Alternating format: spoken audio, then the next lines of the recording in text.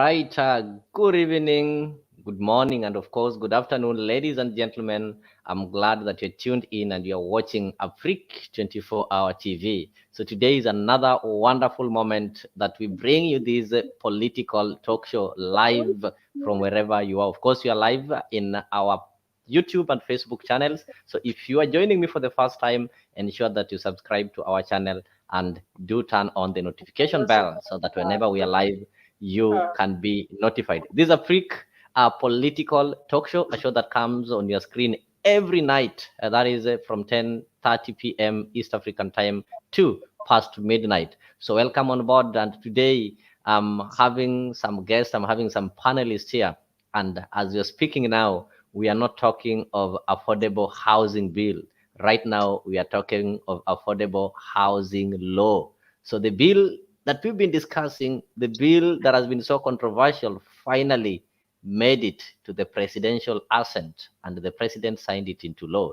So now, as we are speaking right now, we don't talk of it or we don't refer to it as a bill, but we refer to it as a law.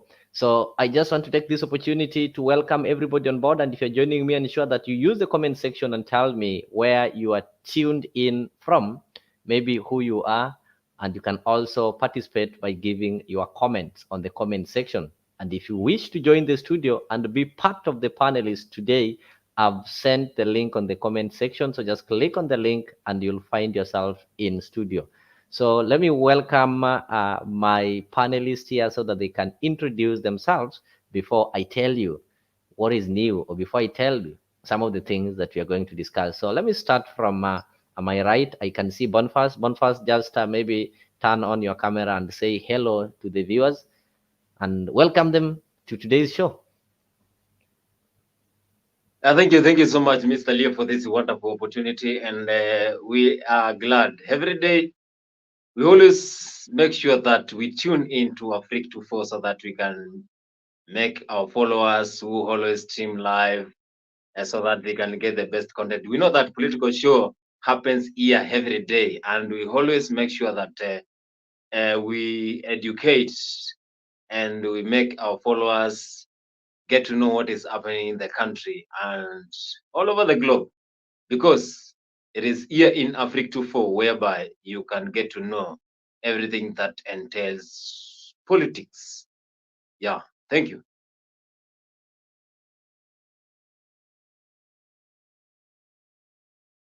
Thank you so much. Let me give it to Hillary so that he can introduce himself and say hello, and also tell your viewers where you are joining us from. I know some might think that we're in the same place, but if you look, we are in different corners of this world, but we are connected because we normally tell you that Afrique, we are connecting you with African stories. So we are connected from different parts of the world. So I'm glad to be joined by Hillary Gondi. So Hillary, Karibu, welcome on board. You can just say hi to the viewers.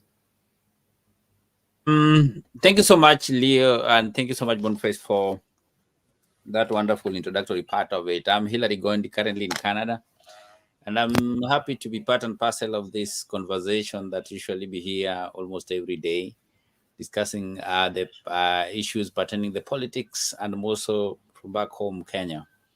Thank you so much, my host, and thank you so much, everybody who is watching. Come live and let us converse together as we get knowledge, as we get the way forward of our politics. Thank you so much. Back to you, host.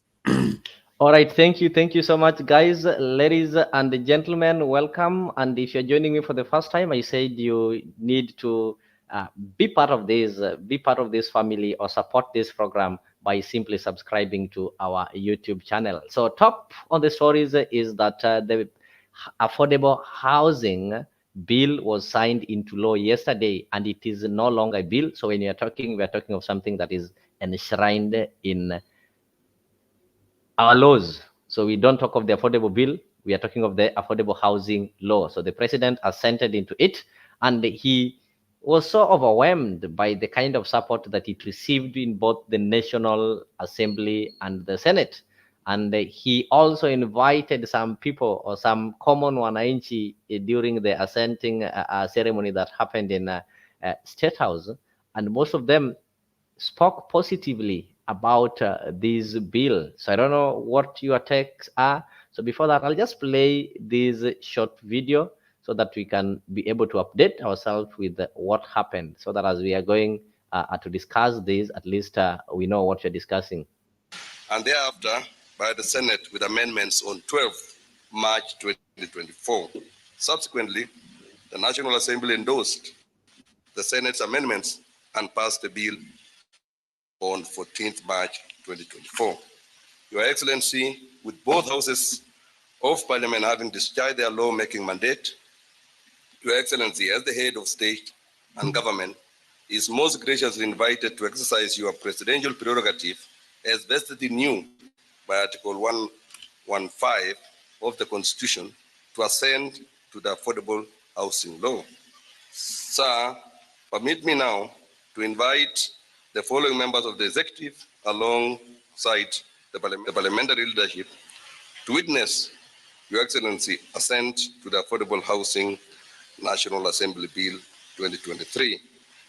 Your Excellency, let me invite His Excellency the Deputy President to move forward, followed by the Honorable Attorney General, who is not there, the Prime Cabinet Secretary to move forward, the Cabinet Secretary for Lands, Public Works, Housing, and Urban Development,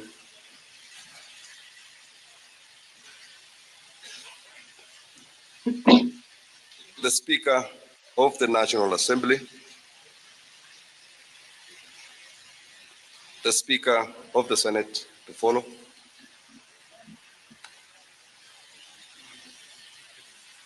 the Governor of Nairobi County,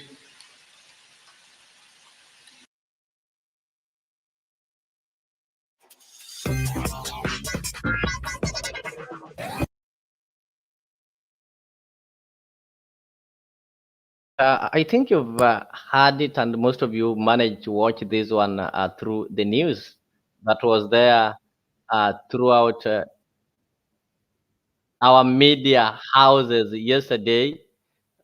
It was an event that was graced by so many people, and even some of the common mwananchi or the mama mbogas who are invited. So I just want to get your comments on this, Mr. Hillary. Now, this thing is no longer bill; it is now a law. So now, meaning now focus now shifts to implementation to ensure that these houses are built and they serve the purpose. And if you did listen to the president talking, he introduced the social housing part of it, whereby he said these houses, 50% are going to be affordable. I think about 30% are going to be social houses, whereby I think like what has been happening previously, the government is building some houses and you pay it at a cheaper price, but you don't pay to own, yeah, like what happens with the ones that were built previously. So maybe he realized that they cannot be able to achieve affordable housing 100%, and they brought the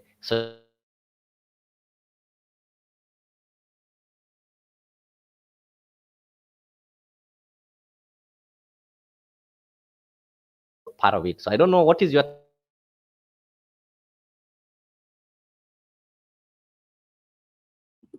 Leo, can you hear me? Boniface, you can hear me? Yeah, I can hear you. I think Leo has a problem with the Leo, network. check your network well, man. Check your network. You coming and breaking a little bit. Sorry.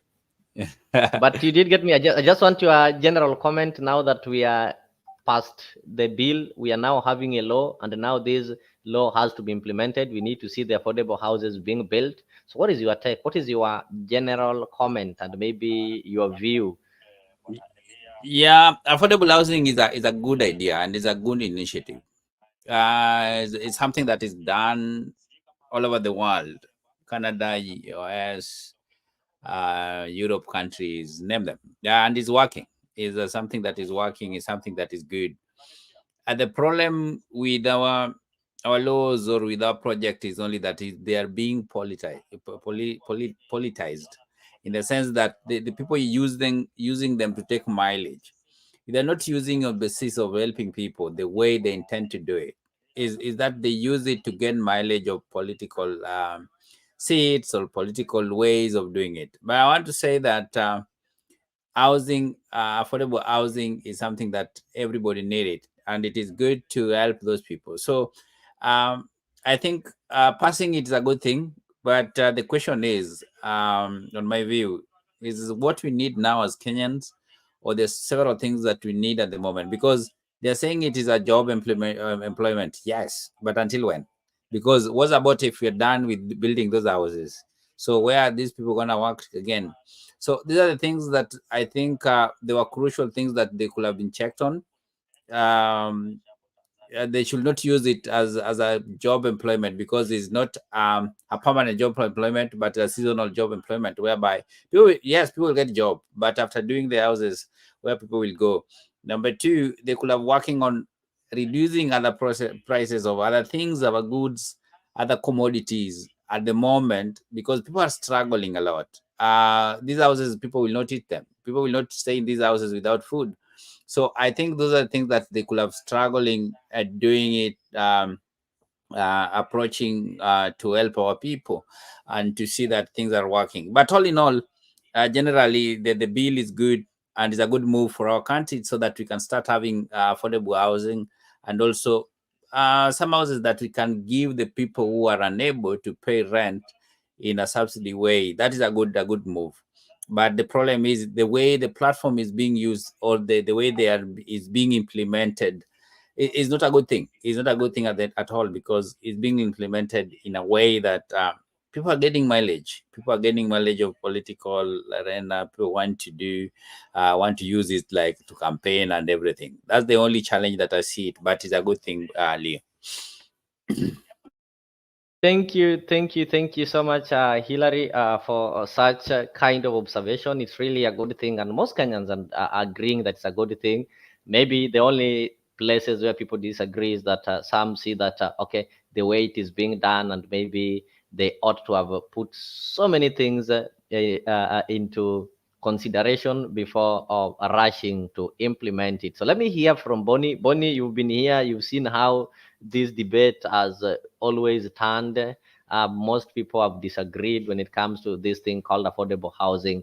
When it was taken to the parliament, you saw what happened in the Senate. The same, it almost turned chaotic. Now, finally, after all those drama, all those debates that you saw outside there and within the parliament, it's finally signed into law. So, what do you have to say about it? Yeah, thank you so much, Mr. Leo, for this wonderful opportunity. And I want to welcome every our follower, wherever he is following, wherever he is tuning to Africa 24, so that we can move together as pioneer our show tonight. And my take when it comes to the housing bill, of course, many Kenyans have been raising eyebrows when it comes to this housing bill. But again, it has some advantages and disadvantages. And we know that most Kenyans nowadays, they focus with the negative side of every story. They don't focus with the positive side. I think it is high time now, since the president has already passed it. Now we have it as a bill. We need to focus with the positive side and withdraw aside the negative side. But we can see a lot of leaders are trying to use this housing bill as a way of getting to lure the Kenyans. And we know that William Ruto is one of the presidents who are keen on making sure that they're going to change this country. So I think this initiative is one of the best, and we need to focus with the positive side, so that we can make sure that this bill is on use, and this bill brings a lot of changes when it comes to the common mwananchi. So I think it is high time we accept this bill and we move on, because it is now a law. So we need to adhere to it, and we pioneer our country, because we are changing from analog time to digital time. Again, we stop using politics when it comes to laws in our country. That is the only thing that is affecting our country. If we are focusing with politics, then that is going to affect our nation generally. Thank you. Thank you so much, Bonnie. I want to bring this on to your attention. Some people argue that the president shifted his attention from subsidizing production to affordable housing. And in the last few months, he's been concerned more with this affordable housing thing, that everything that was part of subsidizing production seemed to have been stalled or seemed to have been ignored. And that is why, if you even look at the news right now, farmers, you see the last weeks, farmers have been complaining that they don't have fertilizers and seeds. The fertilizers have not been delivered. We've seen that there are some conmen or some rogue businessmen who are now selling rocks. Today, you had the KEBS saying that the subsidized fertilizers are below the standards, like they don't meet the required standards.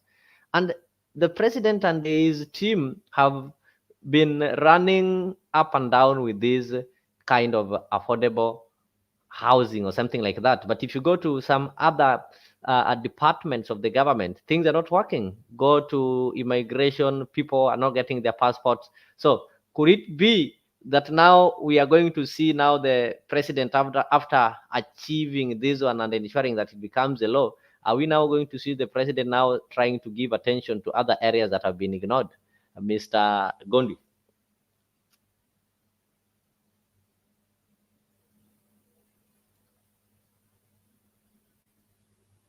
Unmute. Pardon. Yes. I'm saying it has been said that the president ignored other sectors and put a lot of energy in this affordable housing bill. But now the bill has been signed into law. Can this one tell us that now in the near future we are now going to see president now to start concentrating on other areas like the agricultural department, which has really been messed? You saw they're telling you the fertilizers are of poor quality. Some people are even selling stones or rocks in the name of fertilizers. Some people are complaining that the fertilizers have not been delivered and so on and so forth. Like the president forgot about his pledge for subsidizing production and such kind of things, and he concentrated a lot in this affordable housing thing. So are we now going to see president saying that, okay, now that this one has passed, I'm now relieved, I can now concentrate on other sectors too? Thank you so much, Leo. I think the truth is he has put our president is very keen on what he want to do. He want to implement it with force or with what. So is a good thing or is a bad thing, in the sense that he doesn't care what is happening. Like you have said about agriculture, we are seeing so many problems coming up. We are seeing, leave alone even the agri part of it. Check the transportation.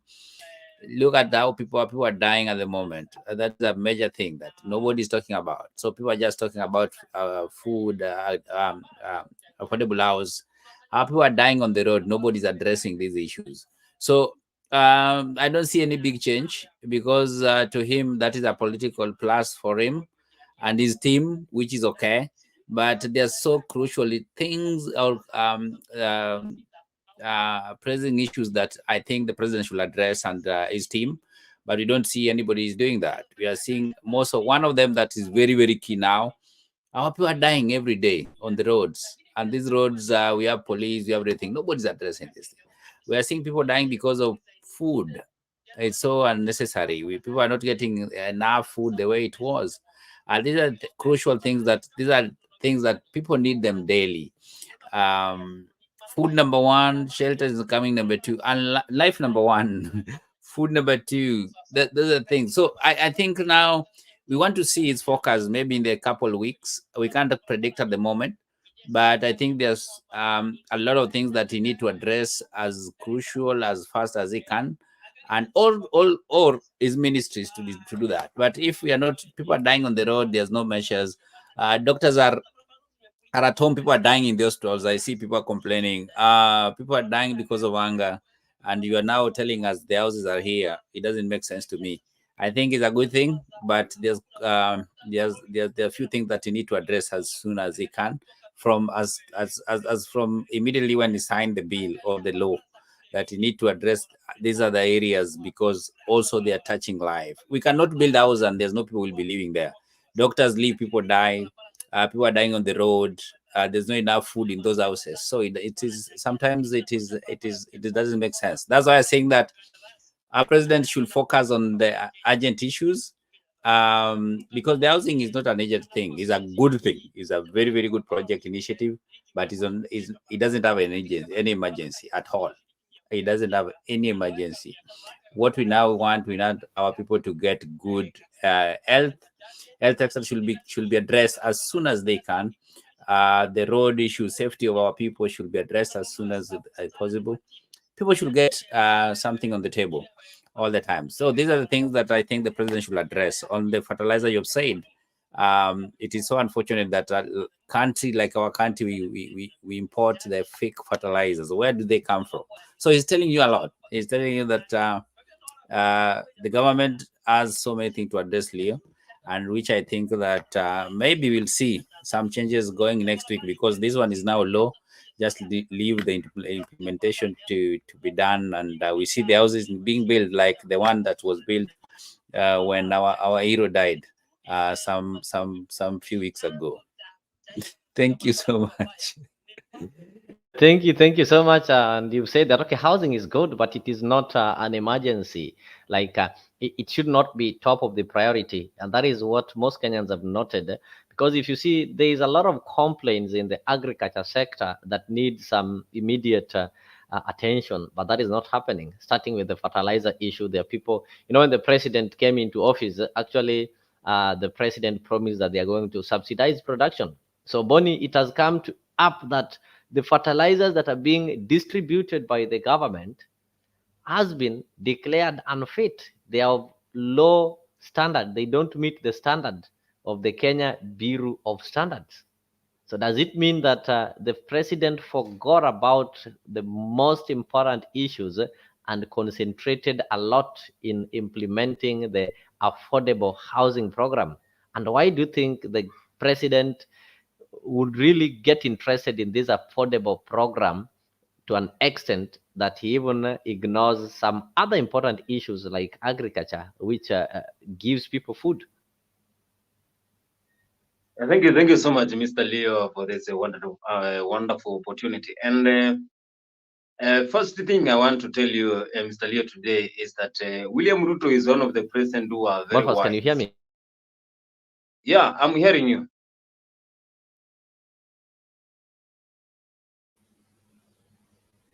Are you hearing me? Yes. I think the problem is from Leo's side. Network from his side is the problem. Leo, do you hear me?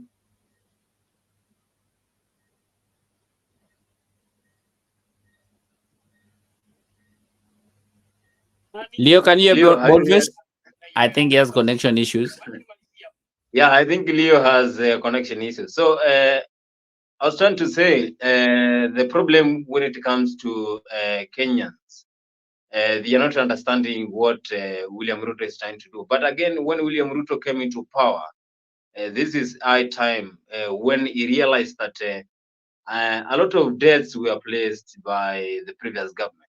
And he has been complaining that debts have been there, and he has been trying to make sure that he recovers those debts and he makes the country economy to stabilize. So he cannot stabilize the economy by just waking up and saying that we have stabilized the economy. He has to ensure that every corner of the country, in every department, that we are going to get tax. And it is by this tax that we are going to get, even from this housing bill, that we are going to make sure that our economy gets stabilized.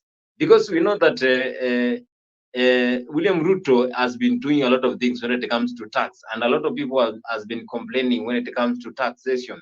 But William Ruto is very wise, because if he gets a tax from every department, every zone, then this shows that he's going to make sure that the shillings will be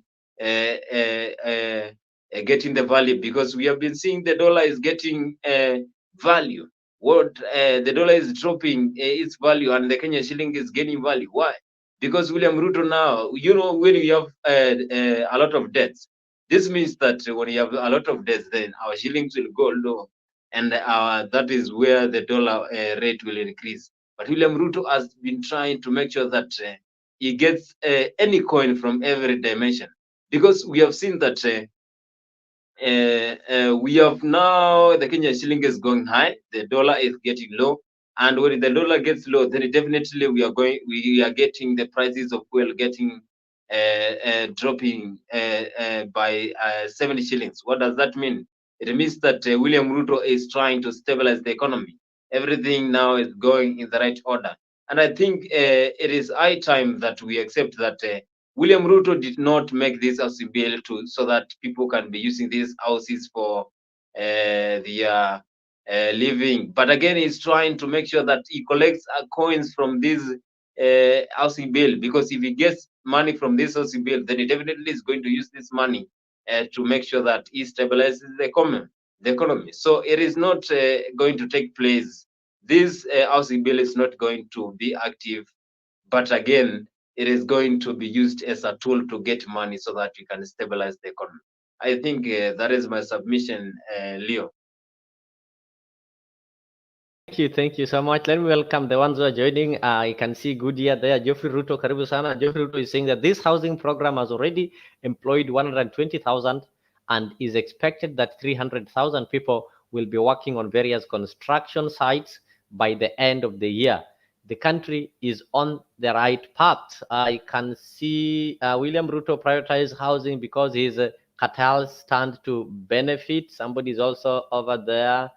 That is Geoffrey Ruto.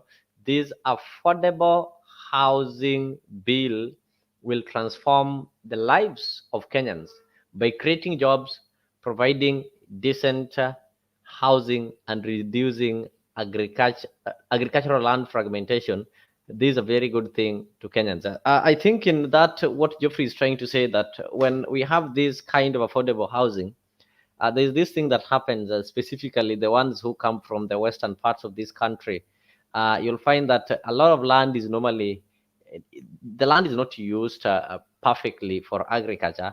One person, you'll find that maybe you leave your father's compound, you go have your compound, maybe the whole acre there, you put up some houses. So Joff is trying to reason that if we have this kind of houses, then people will, instead of maybe building those bungalows that they build at the rurals, they'll instead prefer staying in the government houses or something like that. And with that, the land will be used for agriculture, maybe or maybe not. It also depends. Some of these things are also cultural. There's some cultures that people need to change, like the culture that allows you to leave your father's compound and go get another compound and build a house instead of just building your bungalow within the parents' homestead. I think such kind of things moving forward, we need to get better ways of dealing with them, because currently land is scarce. Land is scarce, and the scarcity of land, so people need to learn how to manage land. So Bonfaz, over this week you've had there are a lot of problems, like in schools. You saw the heads of schools are complaining the government has not remitted money. The government haven't remitted money to these schools. When you go to the health sector, it's also on its knees. You're seeing the doctors and the nurses are striking. They've paralyzed medical facilities, most of them. And apart from the doctors, we're also having the issues with the NHIF, or the new scheme, whereby there are some services that are not paid for by the new scheme.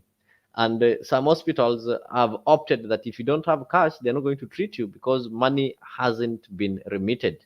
The same case with the schools. You've seen it. Farmers are also complaining. Does it mean that the president has lost track, and now what is happening on the ground versus what people are being told maybe in the media is different? Because the media, like Bonnie, you'll report how the government is on the track, everything is working well. But when you go on the ground, this week alone, we saw what is happening in our education system. Schools have run out of money. The health sector, there's nothing that people can smile about it. Even the ones who have health insurance, that is the NHIF, they can't be able to get the services. And look at the transport system. There are a lot of accidents that are happening, and some of these accidents, you'll find that there are some that can be avoided by ensuring that the laws that we have within the country are enforced. So Bonnie, do you think the government of Ruto is in track, or the government concentrated on the housing until they forgot hizo kazi zingine? Yeah, I think William Samoei Ruto has done his part when it comes to allocating the cabinet secretaries to the oppositions.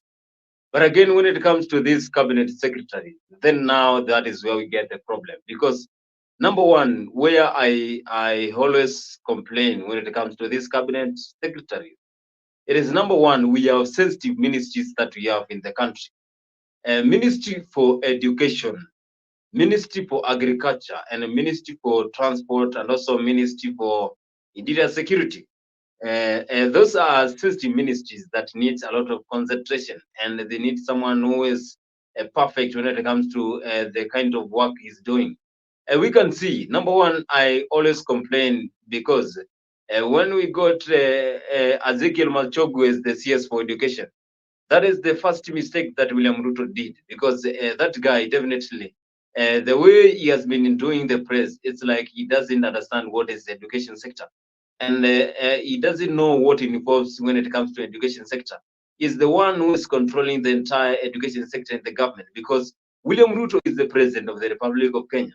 He's busy. He cannot be making sure that he is following up every ministry. It is the work of the CS so that he can make sure that he makes things get aligned when it comes to his position. But again, this guy now, when it comes to Ministry of Education, he has been so neglecting this ministry, and we know that this is a sensitive ministry that needs a lot of concentration, a lot of care, and also a lot of things need to be kept in the line so that education cannot go down. We have been seeing education system in our country going so down, and people are complaining that education has now become one of the poor things in this country. And we cannot always forego education, because education is one of the key things that should happen for every person in this life. So I think CS education is doing nothing when it comes to this job, and he needs to step down and give someone else like Dr. Fred Matiang'i, who understands what is education sector, so that he can make sure that he aligns things in the right order, and he makes sure that things are going on well when it comes to this sector. And again, when it comes to sector for health, again, that is a sensitive ministry. We know that Susan Nakumicha has been there, but again, what has she done? What has she done so that we can always glorify her? Because we know that when it comes to Ministry of Health, this is one of the sensitive ministries that we need to take note on it, because this is where now common mwananchi and the entire citizen is based, because it is here where we have the hospitals, we have the dispensaries, we have the level 5, level 4s, generally where human beings go to get their treatment. So if the CS now is not taking position in meeting the stakeholders, is not making sure that he meets those who are responsible, so that we can make sure that everything goes on in the right order.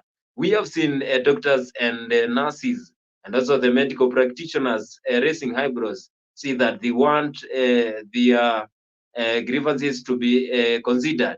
She has been there. She has been, Susan Akumicha has been there, just saying that the government does not have money. But again, is that the best response to give? Yet we have human beings, we have patients who are suffering. We have mama there who is trying to wait so that she can give birth. Is she going to wait so that we get the money so that we can make sure that this Ministry for Health goes on well? Is she going to make sure that every person, when it comes to health department, is going to get the best treatment? So this is the high time that we get the best TCS, because it is the matter of who is in charge of this ministry.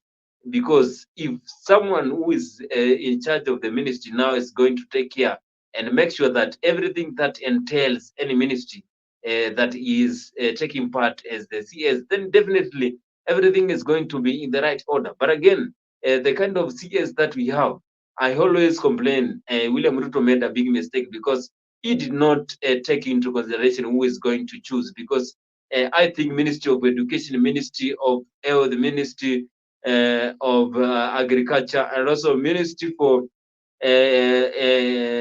Defense Forces. Those are the sensitive ministries that always ensure that we have consideration that ensures that the country is going on in the right direction. Because if we don't have health, then common Wananchi is going to suffer. If we don't have education, then we are going back to the analog time. So if the CS for education is not doing the right job, then you need to step down and give the next person who is able, who is going to make sure that this ministry is going to be rich when it comes to ideas, and also going to invent a lot of things that can make sure that our education system is going to match those developed countries. So I think here I'm going to complain when it comes to those who were chosen by William Ruto. But again, William Ruto, considering with housing bill, this shows that he has good plans for this country. But again, why did he consider this housing bill? Yet we have a lot of things that are happening. We have CS, we have health sector, whereby we are facing a lot of difficulties. We have education, whereby we are facing a lot of difficulties. We have also agriculture, where we are facing difficulties. That is the area where he needed to concentrate, where he needed to keep his antennas, to raise eyebrows, so that we can make sure the country runs on well. So I think I'm going to complain to this cabinet secretary, because they are not doing their right job when it comes to what they were assigned by President William Ruto. Thank you, sir. Thank you so much. I know Hilary was also listening. Goodia is saying that housing is part of investment and paying off the debts inherited from the previous government. Within the bill, they have a system for affordable housing, and even that will include, sorry, let me read, housing for the village too, not only in urban areas. That is well noted. And I'm getting that clip at some point when the president mentioned something to do with the social housing. This housing program, I think I already read that one from Geoffrey Ruto, telling us that the housing program have already employed 120K and is expected that 300K people will be working. So, Mr. Godi, what I was asking was this: you look at other departments in the government, there is really a problem, right from health. From health, we have a problem with the health workers. The government haven't agreed well on how they can be able to give these interns, those interns some work and such kind of things. We're also having problem when it comes to the health insurance. The NHIF or whatever hasn't been able to remit the amount, so the hospitals are now refusing to accept patients. Yet you have an NHIF card, you've been paying, you've never defaulted in paying, but when you go there, they tell you for you to be attended to, you need to have cash, because they're not sure whether the government is going to remit, the department, sorry, is going to remit this money. Go to our schools. You saw the heads of school complaining that you see money has not been remitted. The head teachers, they don't have something to operate with. So almost everywhere there are some disconnect. So do you think we need to blame the president for maybe not calling his CS or the departmental heads to order to ensure that things run smoothly? Because when it came to the affordable housing, you saw how the president took it personal, and he monitored each and every step until he finally succeeded in having it as a law. Why can't he use the same energy in other departments so that we can have a country that is running?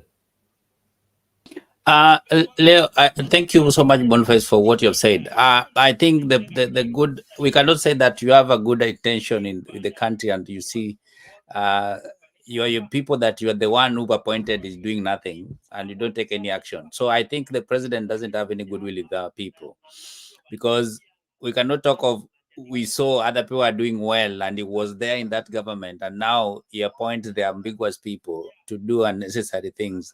Somebody doesn't know what to comment. The lady who is in wealth, I don't know whether she knows what she's doing. I don't know. That one I don't understand.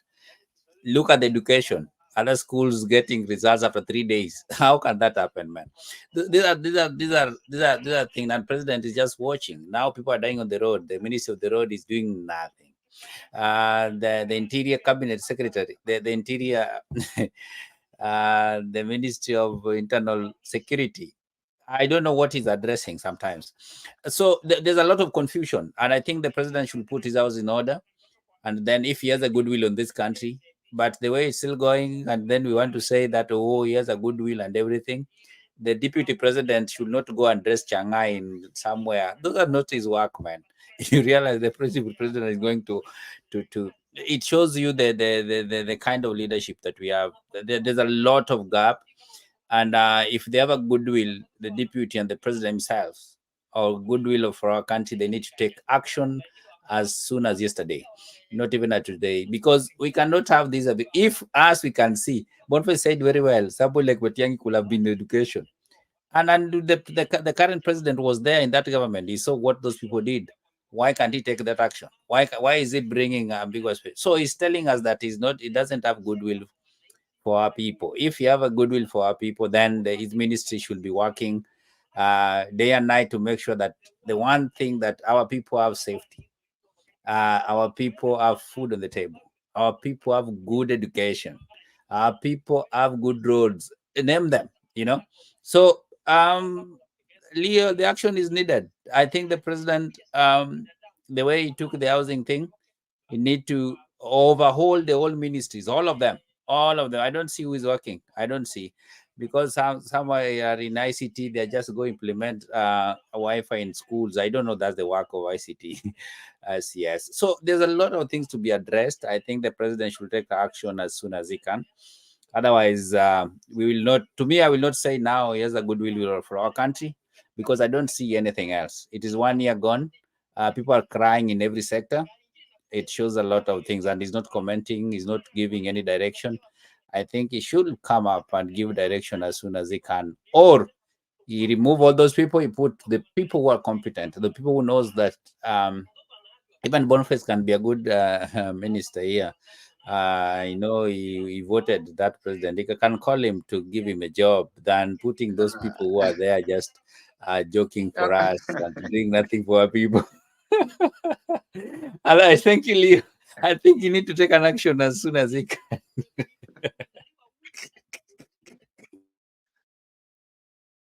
I don't know why Boniface is doubting himself.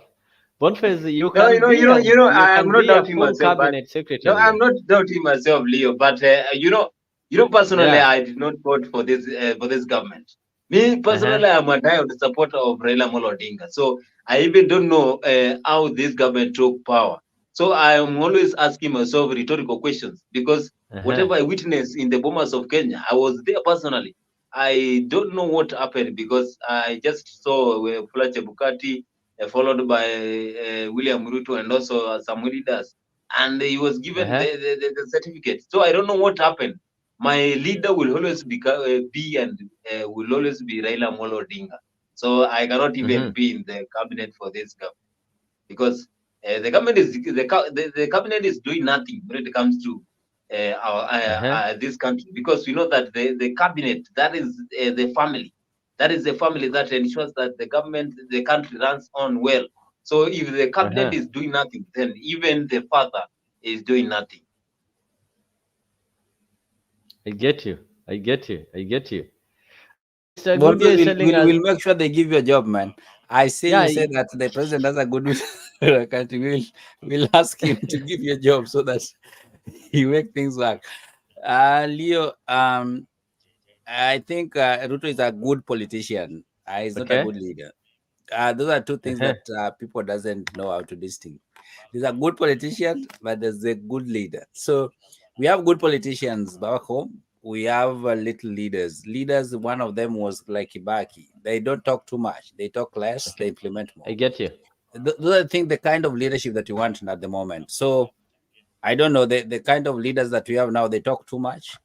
They act less. So something should be done, man. It should be done before So, the so end of I this year. agree with you. What you're saying is that the president, William Ruto, is a good politician. Like, he knows how to convince, he can market something, he knows how to plan, execute, and win elections. But when it now comes to running the country, he's not as good. as Leo, he is when it comes let to me ask you a politics. question. Yes. How are you sure that he has the plans to execute and win the election? Did he win the election? That is the year 2022. All right, Bonnie, I think that's a discussion that is, we don't need to get into too much. What happened is that in politics, the end determines. We don't look at the procedure. The end, at the end of the day, everybody, or not the guys who are contesting on for the seat of presidency, the three of them, or maybe the four, the five who are contesting, they wanted to become president.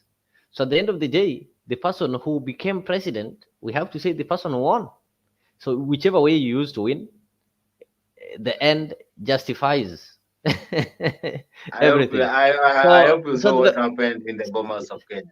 That is we'll look into that later. So the president, he managed to make his way to find himself as a president. That one he did perfectly. But now people are saying, why can't this one be translated into running the country? So there's something that is happening. Goodyear is saying that the way education is being dribbled down like a football, right now, being an apprentice is the way. Otherwise, it's the rich who will gain because they can afford. Like, the more things are changing in our education sector, the direction our education sector has taken, it's going to reach a point whereby if you are not rich, you'll not be able to afford, you'll not be able to get education. I partly agree with him. There are no roads in Kenya. We need workable roads, not just slashing the grass to pave way. Too many lives have been lost. It's so sad. It's sad. Lives have been lost for the last 24 hours. Almost 30 lives have been lost on accidents, some which would have been avoided. I think today even the cabinet secretary transport found it rough answering or responding to questions in the Senate because he was put to task. We are having enough laws in this country, so the problem is that the implementers of these laws, maybe they are not implementing the laws accordingly, the way they need to implement them. So before maybe I bring in Hillary and Bonnie, I just want us to listen to the PS housing responding to some of the questions. I think he just had some he just had to say this some few minutes ago. So let's listen to him. How much yes. Well, before the court stopped it, we had picked at 5 billion a month. 5B a month, and there was the government contribution, which is about 1B. So we're at about 6 to 6.5 billion, which is where we anticipate we're going to be. And going forward, we anticipate we are probably going to be collecting anywhere between 9 and 10 billion a month. Yes, that's more than 100 billion a year. Correct. Whew. Okay, in terms of accountability, what mechanisms are in place to ensure that the housing levy is above board? So there are a couple of safeguards that have been put in place. Number one, in the Act itself, it imposes serious penalties on anyone who's going to misappropriate the money. So it is 20 million fine or 10 years in jail or both. Okay, so in the past the issue was that the penalty was not punitive enough to deter. That is number one. Number two, obviously there is a board that is going to be superintending over these funds, and it has a very wide representation. First of workers' representation, COTU sits in the board. The employer's representation, which is the FKE, sits in the board. The county's representation, which is the COG, sits on the board. And then we have got 3 independent directors. And then you have a chairman who's also a chairperson who's also independent. And on that note, I'd like to congratulate Dr. Linda Nkatha, who was actually appointed by His Excellency the President today to be the board chair of the fund. And the other board members that you mentioned, they've all been appointed? So they're being appointed. But it's at the discretion of the president and the cabinet secretary? No. So like KOTU is independent. Okay. So they're going to send us their names. We're going to have FKE is independent, COG is independent. And then the other 3 independent are all going to be competitively recruited. So, and then the Act has also staggered the appointment of the board members to make sure then that not all of them are retiring at the same time. So we have put some safeguards to ensure that there is continuity. Tell me something. When it comes to counties, yes, will counties have to appoint committees under the same banner? Yes. So, and how will that work with the national government? So we're very comfortable with that, and we think it was a good introduction because it was Senate that introduced that amendment, and essentially because on matters to do with county land, the counties are required to set up what is called county housing committees, which the Act has prescribed who is going to sit in those, including professionals. So architects in the counties, engineers, business people are going to be appointed into that committee. And they will be advising counties on their housing plan, and also on matters to do with land, and also carry out public participation, which is a core part of this program. Okay, and then how does that work with national government? Will there be a clash? Is there a conflict of Absolutely interest? Not. Absolutely not. Because so first of all, the levy is a national government function because it is raising of resources. Correct. And then there is the board which administers those resources. So counties are one of the implementing agents. So there is absolutely no conflict whatsoever with the counties. Okay. Yeah. Moving forward, again, if someone is just joining us right now and they just heard about this housing law, which it's a law now. It's law now. People paying mortgages. There's a lot of questions I'm getting. A lot of people texting me saying, "I'm paying a mortgage. I'm going to get deducted 1.5 this month. Yes. What do I do about that 20% mortgage that I'm paying?" Okay, so Jeff, so first of all, let's have context, because I think context is important. I don't want to belittle the fact that there are people who will have an added burden. But Jeff, what percentage are we talking about? We're talking about 0.6%. Only 0.6% of Kenyans have a mortgage. 0.06%, not less 6%. than 1%. 0.06, not even 0.6. have a mortgage.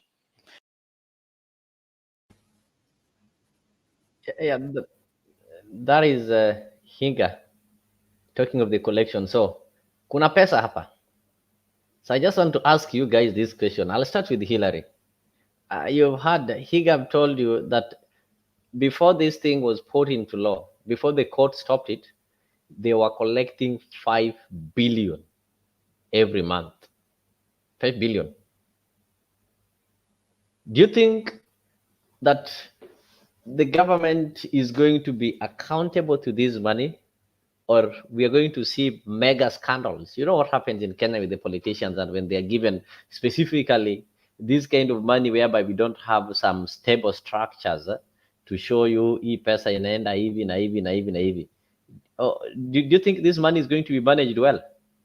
Now it is a law. We are not talking of whether we are going to implement or we're not going to implement. We are now, how is this money going to be used? You've heard they were collecting 5 billion, of which I know it might even double. The government will be collecting like 10 billion per month. Is this not going to create mega scandals and major billionaires? We don't want to preempt what is going to happen. But if you go with the same system, that's the way to go, because that's people are very clever. They create all these things to get rich. I want to believe that maybe the president is very focused on this thing because he push it well, that he want to collect all the money to assist the local man or the local Amo and Jiku. I want to believe that. But if you go with the system that is going there with these ministries, then there's a problem. There's a problem because they will be talking of what they don't know. And that is my fear. We might collect a lot of money At the end of the day, we are seeing all this money is going to be in people's pockets, not helping the people that the common mwananchi. I therefore urge maybe and call upon that all the money that's being collected, and already they have already started. They already started actually. They have not even they already started collecting this money even before the bill. So we want to see the Yeah. quality of leadership on how the funds are being used well and everything. Because man, so crazy. It's so crazy.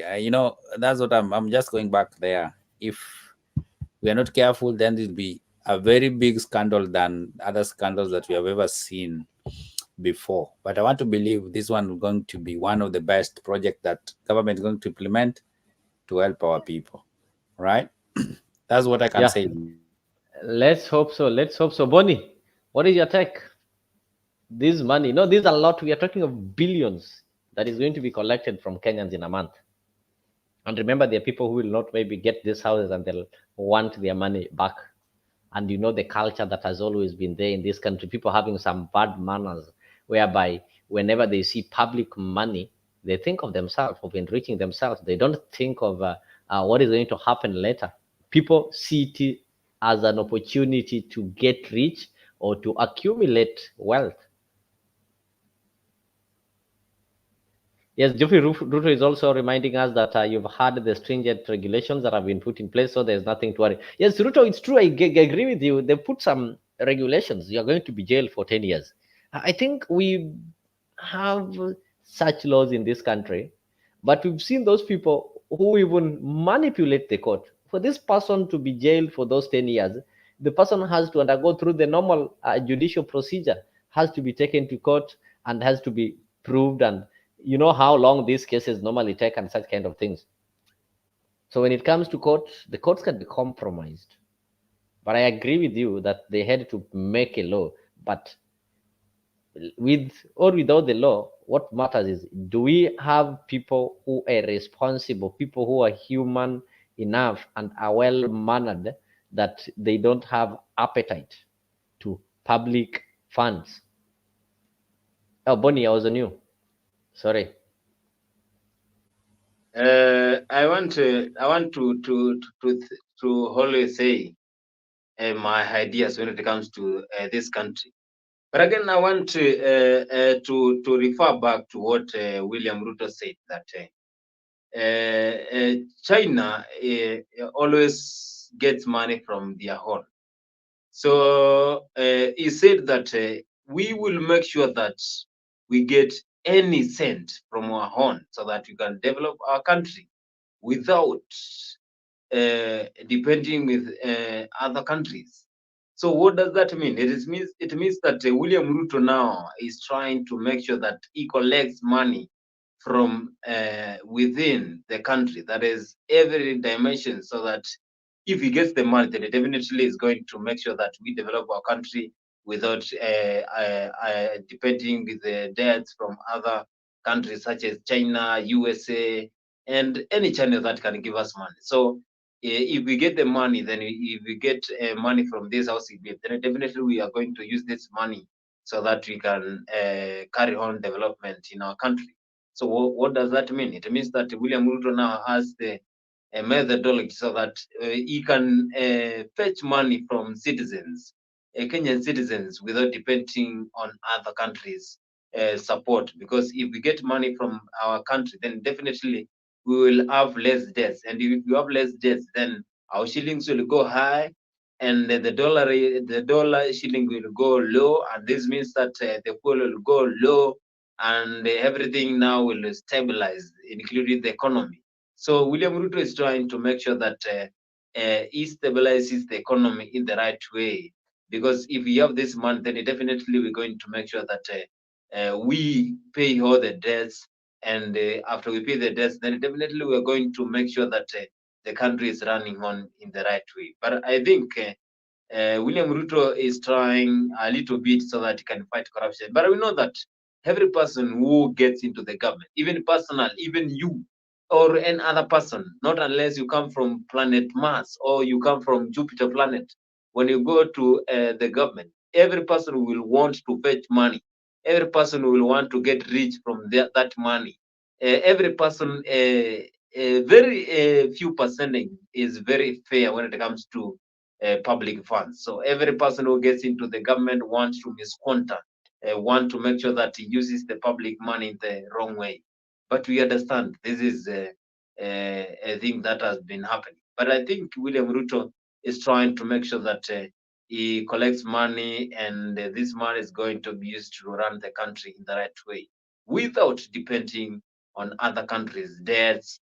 And as he said earlier, that we are going to develop this country without depending on other countries. And I think this is the first way that is trying to get so that he can run the country. Because this housing bill is going to get a lot of money. And as we heard the CS saying that this money is going to be a lot of money. So I think they are going to use this money to run the country and make the developments run way in the correct order. Yeah.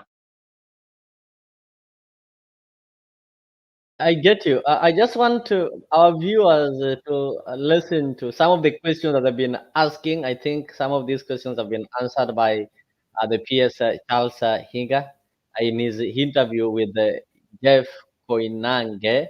So I want to take you there. I'll get there shortly so that you can be able to see. Yeah, good. So I'll get it.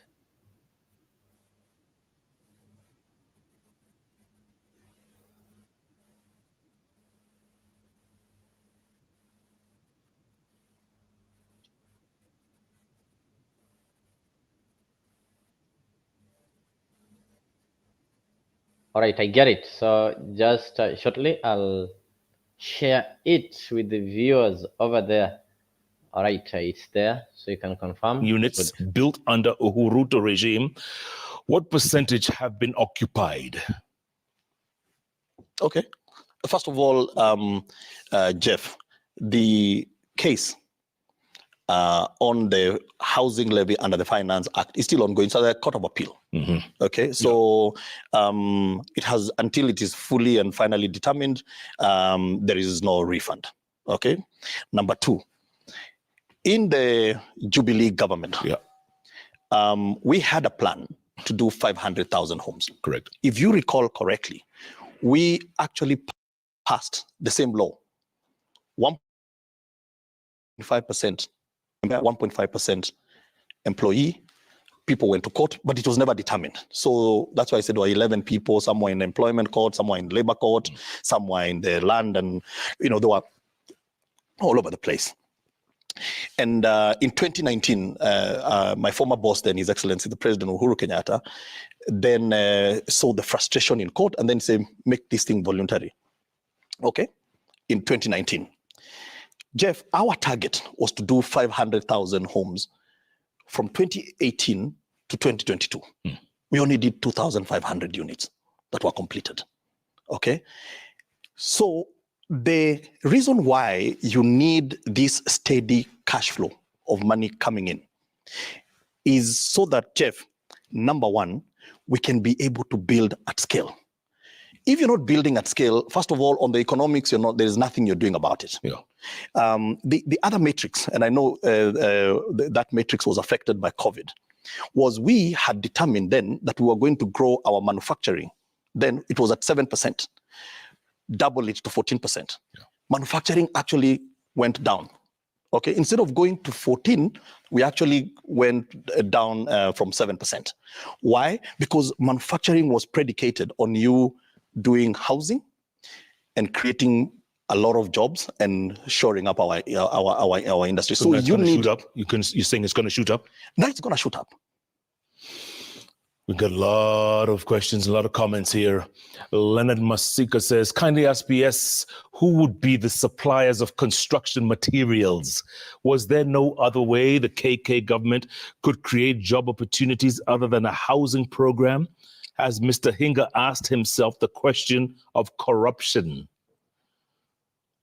So who would be the suppliers of construction materials? Local. All local. All local. I mean, unless something is not Available. cannot be available. Was there no other? Okay. Yeah. Fine. It's Mudomi says, what happens to those whose net salary take home will fall below the minimum 1/3 as a result of the new housing levy? So there is an act that deals with. So basically, the employer has a responsibility to ensure that their employees' take home does not go below 30%. So it's or the 1/3. Right. So it's either you gross it up. So for example, we had to gross up. We had to increase teachers' salaries. We had to increase our discipline forces' salaries, so that you make sure that when you do the deduction, all right, you don't fall foul of another statute. And as we stand across the board? That's standard across the board. Ditch says, to what end will they have to minus the levy from our salary now that it is law? Do they have an end plan, or will it carry on forever? This law is extremely disconcerting. So this law is now part of our laws in Kenya. We anticipate that in the foreseen future, this levy is going to continue. Because, Jeff, as we're talking about a 200,000 deficit every year that we're creating, we already have almost close to 3 million deficit to start with. Can I repeat that? Yes. As we start, we have 3 million, according to the World Bank, it was about 2 million units, about 3 million housing deficit in Kenya. Yeah.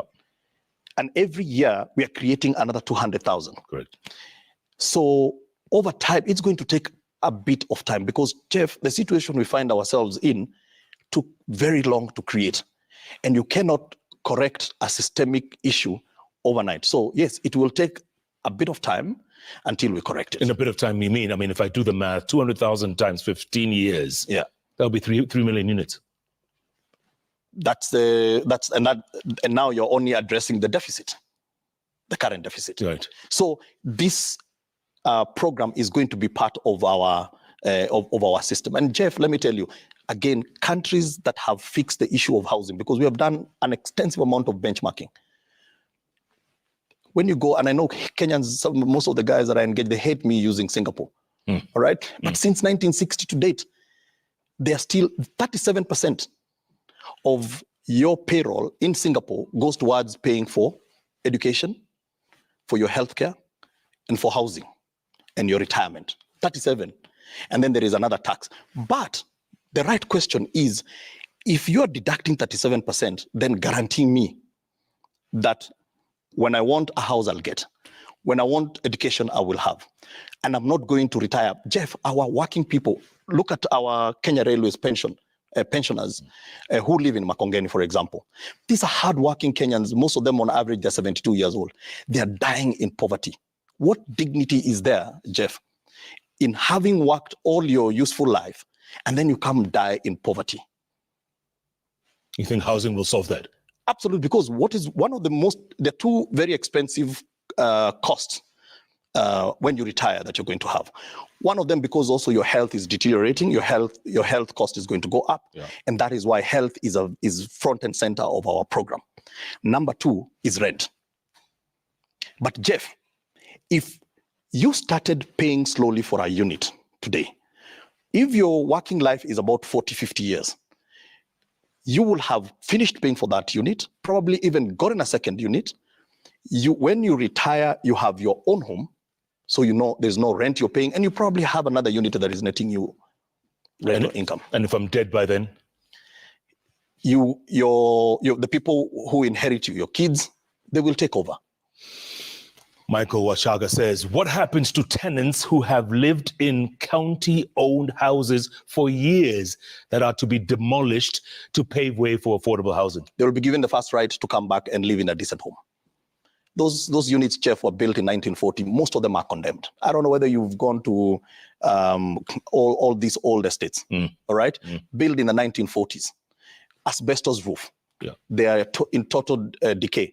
If you look at our entire Eastlands, because we've already done a master plan for Eastlands, we have a plan to do what is called Eastlands regeneration, where the original Eastlands, which sits on about 1,200 hectares, we had 17,000 houses. Over time, people build what we call the back rooms, and we're sitting at 42,000.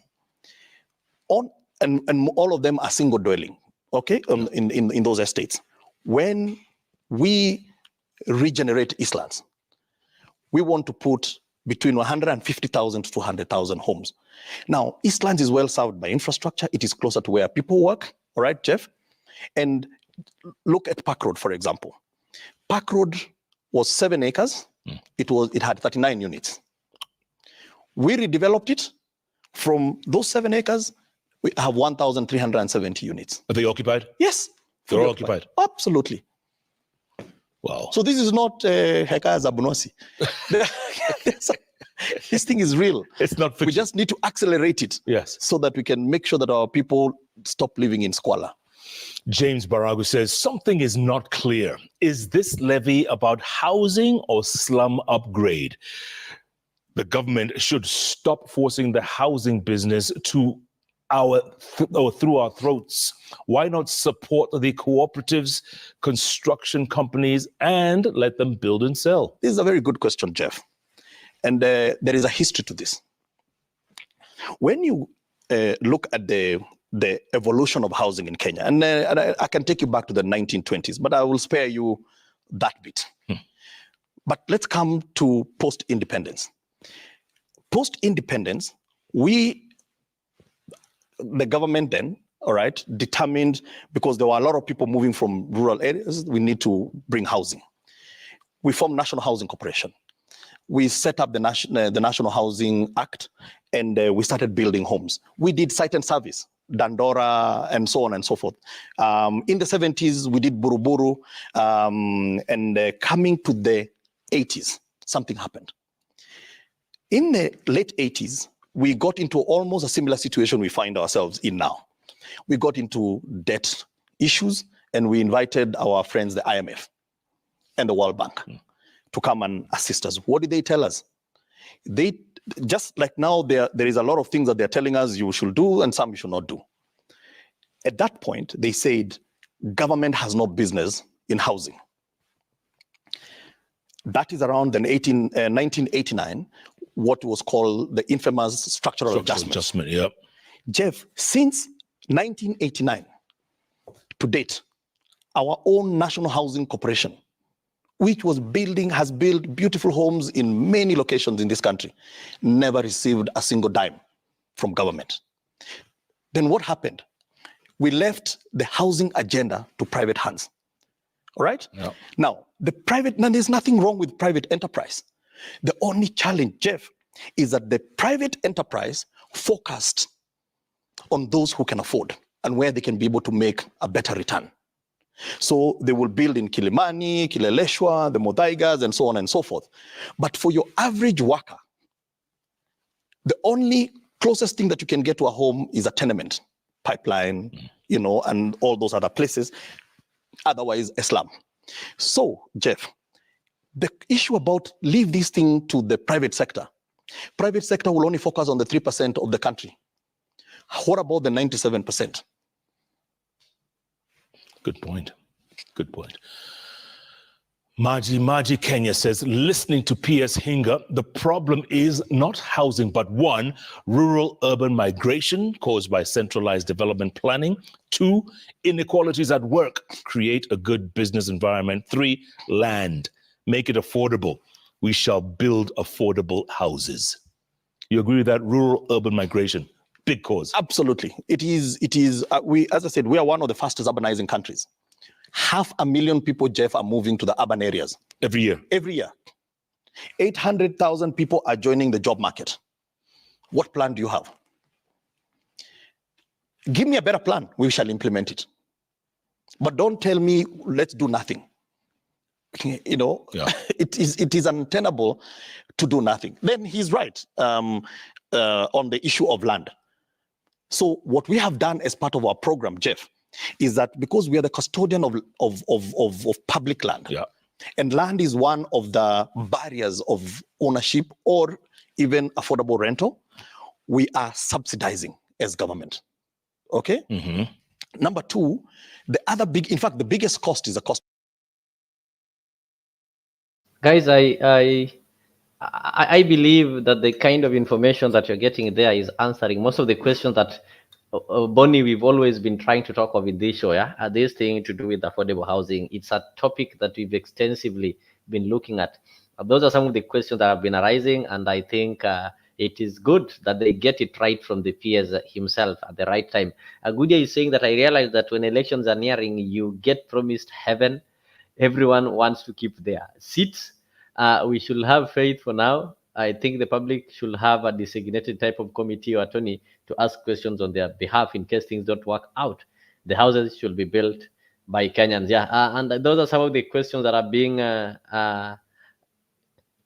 being responded to by the PS. So I'll just allow you some 5 minutes to listen to him responding to those questions. Then we'll weigh on them.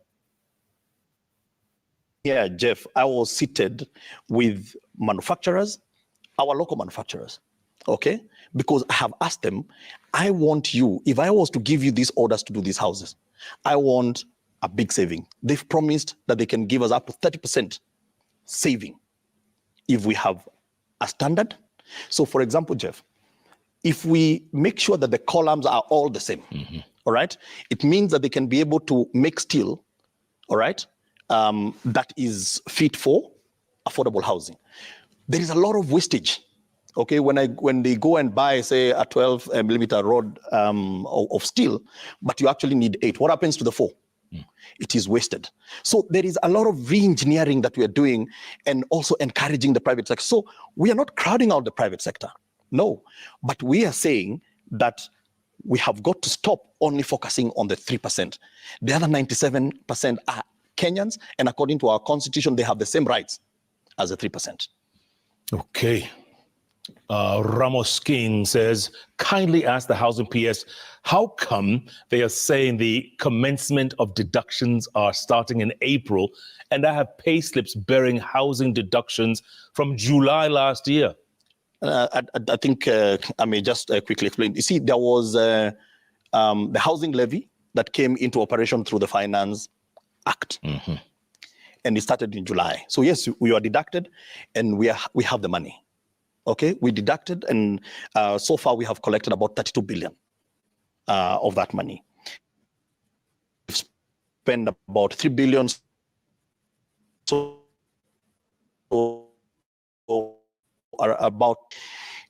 Jeff, up until the High Court found that we had 3 issues. The first issue was the discrimination, which we discussed. The second issue that the High Court had was that the CS Housing had appointed KRA to be a collector, right, and it should be the CS National Treasury. So, and then also KRA has got its own act, and they had not been designated as a collector in their own act. So we fixed that. Okay. Now, Jeff, then the High Court was gracious enough to say, we're giving you 45 days to come up with a new law. Someone went to court to stop public participation. So the 45 days expired without having done the law. Right. Then when it went to Court of Appeal, all right, they lifted the stay order. Okay, and now we are going into full hearing, I think in the next couple of weeks, all right? And that is when they stopped the deduction. So the deductions were stopped, I think, on the 16th of January. But now with this new law, right, okay, that has addressed the court issues, it begins again. It begins again in March. In March. PS, I'm going to take a quick break, come back and get some closing thoughts from you going forward. I was just thinking of something.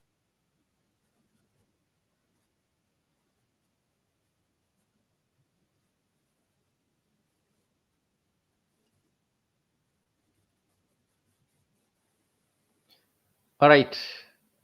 I think you've had most of the questions that people have been asking have been responded to very well by the PS. So as Kenyans, what I can tell them, that let us wait and see, let us have faith in this, let us have hope that it's going to solve the problems that it's meant to solve. Things like and the government should also work on how to reduce the rural-urban migration, which is the major problem. Because as long as people are still migrating from their rurals to urban, we will still have deficiency of houses in the urban centers. So the government won't keep on building houses each and every time. So if the government can get some better ways of maybe industrializing these rural places of the villages to ensure that people, you don't need to come and be a welder in Nairobi. You can be a welder in your village in Mukuroini or wherever. So by these things will be okay. Jeffrey Ruto is saying that the PS has given a very clear explanation. We don't need to doubt this program.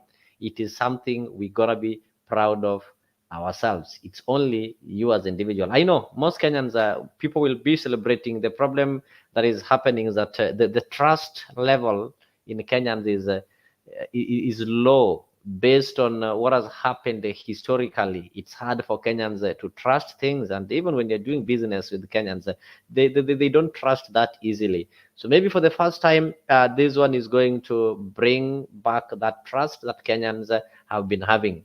So bonfires, I think we've already tried to weigh on this affordable housing law, which has become a law, and we've given our views, and our viewers have also contributed. I want to give you this opportunity maybe to tell them some your closing remarks as we allow those in Eastern African. It's past midnight right now to go and have some sleep. So you can just give them some brief remarks as we try to wind it up.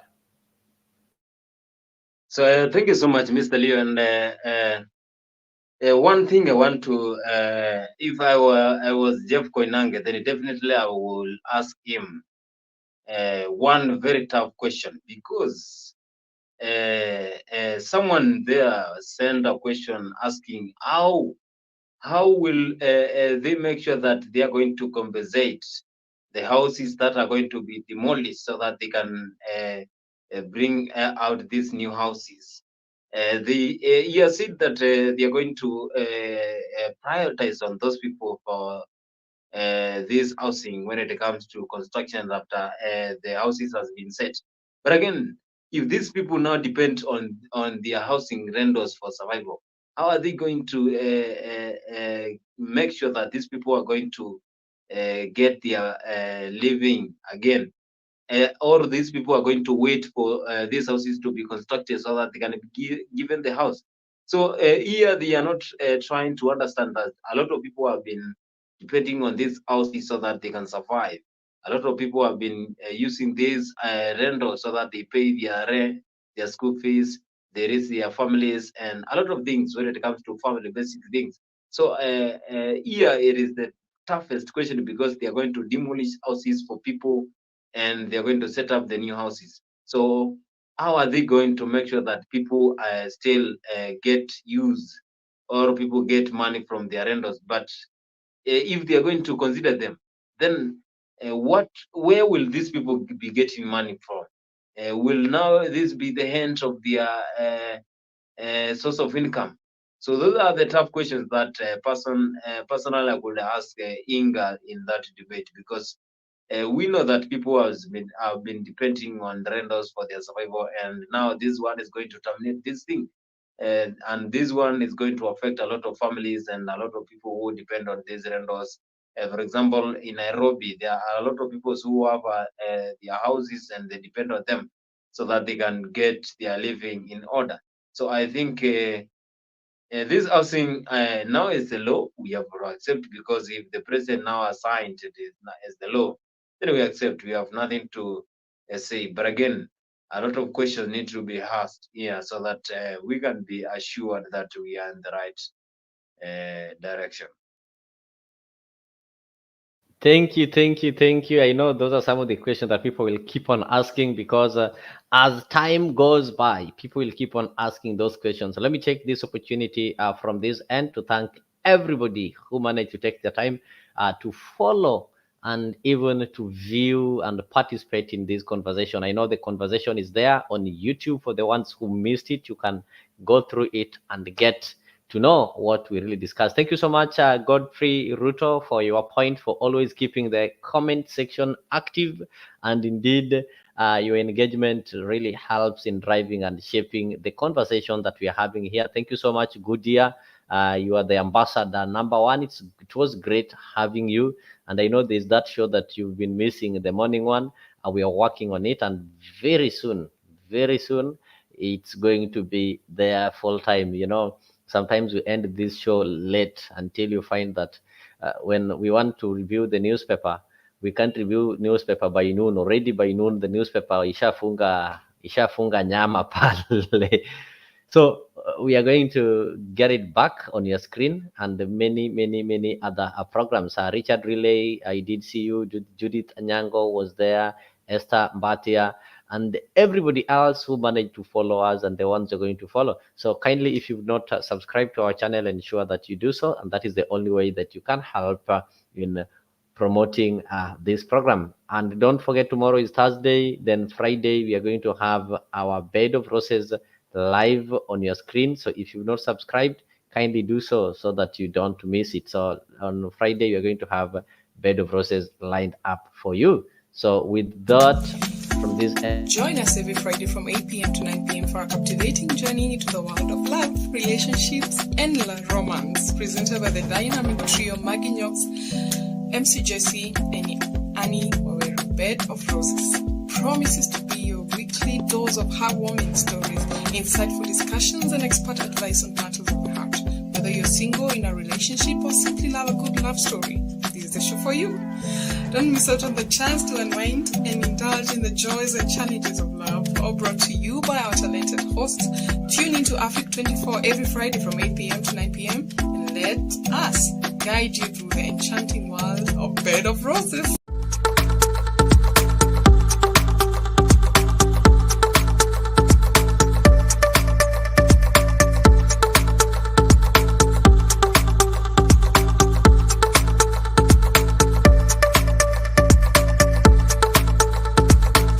But what political leader can stand up and say, my party is a party of principles? For the party of Kennedy is also the party of Islam. The party of Jarvis is also the party of Goldwater. Where is our party? Where is the political party that will make it unnecessary to march on Washington? Where is the political party that will make it unnecessary to march in the streets of Birmingham? Where is the political party that will protect the citizen of Albany, Georgia? Do you know that in Albany, Georgia, 9 of our leaders have been indicted, not by the Dixiecrats, but by the federal government for peaceful protest? But what did the federal government do when Albany Deputy Sheriff beat Attorney C.B. King and left him half dead? What did the federal government do when local police officials kicked and assaulted the pregnant wife of Slater King and she lost her baby? Those who have said be patient and wait, we must say that we cannot be patient. We do not want our freedom gradually, but we want to be free now.